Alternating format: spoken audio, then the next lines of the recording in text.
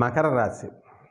ఈ మకర రాశి వారికి జూన్ నెల 2024 సంవత్సరం నుంచి మనము ఈ మాస రాశి ఫలితాలని ప్రొఫెసర్ డాక్టర్ మొలపూడి సత్యనారాయణమూర్తిని నేను తెలియజేస్తున్నాను. జూన్ నెలకు గాను మనకి ఈ మకర రాశి వారికి ఏలినాటి శని ప్రభావం బాగా జరుగుతోంది.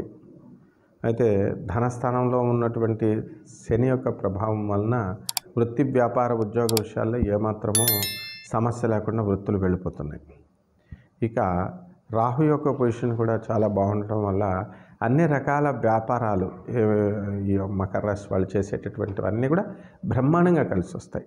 ఈ సినిమా ఫీల్డ్కి సంబంధించి ఇవన్నీ కూడా వ్యవహారాలు చాలా బాగుంటాయి.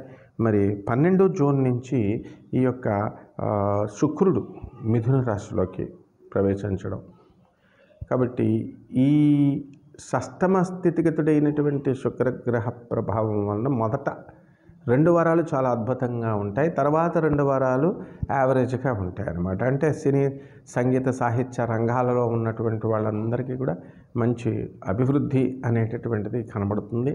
సినిమా వాళ్ళు ఈ యొక్క మకర రాశి వాళ్ళతో కనుక సినిమాలు కనుక తీసినట్లయితే ఇప్పుడు బ్రహ్మాండమైనటువంటి లాభాలు హీరో హీరోయిన్లు మనం గడించడానికి అవకాశాలు ఉన్నాయి. అలాగే ఈ యొక్క రవి మనకి 14 మే నుంచి మనకి మొదట 2 వారాలు కూడా జూన్ నెలలో మనకి వృషభ రాశిలో ఉండడం, ఆ తర్వాత రవి అత్యద్భుతంగా మిథున రాశిలోకి రావడం వల్ల ప్రభుత్వ సంబంధించినటువంటి అన్ని పనులు కూడా ఈ మకర రాశి వాళ్ళు పూర్తి చేయడం జరుగుతుంది. ప్రభుత్వ ఉద్యోగాల కోసం ప్రయత్నాలు చేస్తూ టెస్టులు రాస్తున్నటువంటి వీళ్ళందరికీ కూడా ఉద్యోగాలు రావడం జరుగుతుంది.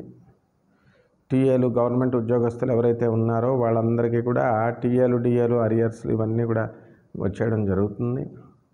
ఇక ప్రభుత్వం ఏ విధమైనటువంటి బకాయిలు ఉంచుకోదు. అలాగే ఓల్డ్ పెన్షనర్స్ ఎవరైతే ఉన్నారో అటువంటి వాళ్ళకు కూడా వన్ లైఫ్ సెటిల్మెంట్ అనేటటువంటిది చేసి వీళ్ళు పంపించడం జరుగుతుంది.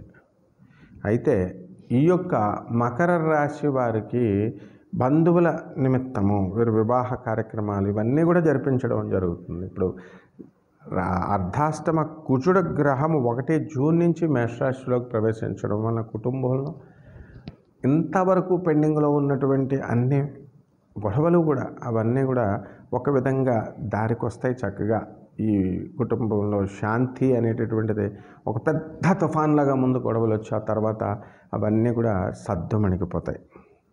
ఇక బుధగ్రహం దగ్గరికి వచ్చేసరికి మనకి 14 జూన్ నుంచి మిథున రాశి ప్రవేశం చేస్తున్నాడు. కాబట్టి వ్యాపారాలన్నీ కూడా బ్రహ్మాండంగా సాగుతాయి ఈ యొక్క మకర రాశి వాళ్ళకి.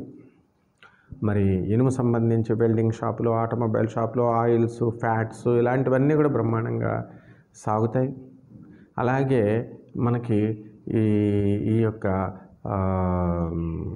రాహు సంబంధించినటువంటి అన్ని హాస్పిటల్స్ ఇవన్నీ కూడా బ్రహ్మాండంగా సాగుతాయి. అనస్థీషియా డాక్టర్స్ బాగా మంచిగా సంపాదించడానికి అవకాశాలు ఉంటాయి.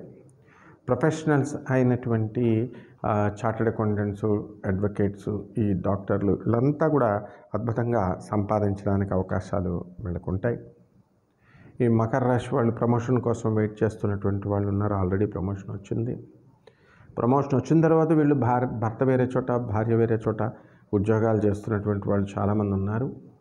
అటువంటి వాళ్ళందరికీ కూడా మరి ఈ నెలలో కొంచెం మార్పు అనేటటువంటిది మనకి రావడం జరుగుతుంది.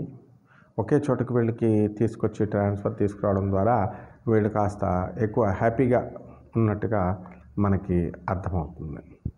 ఈ మకర రాశి వారికి రెమెడీస్ ఏంటంటే మనము శని జపం చేయండి, శని స్తోత్రాలు చదవండి. శనికి కిలోంపావు నల్ల నువ్వుల్ని, నల్లని వస్త్రాన్ని పేద బ్రాహ్మడికి ఇచ్చి దానం చేయండి శనివారం నాడు ఉదయం 8 గంటలకి.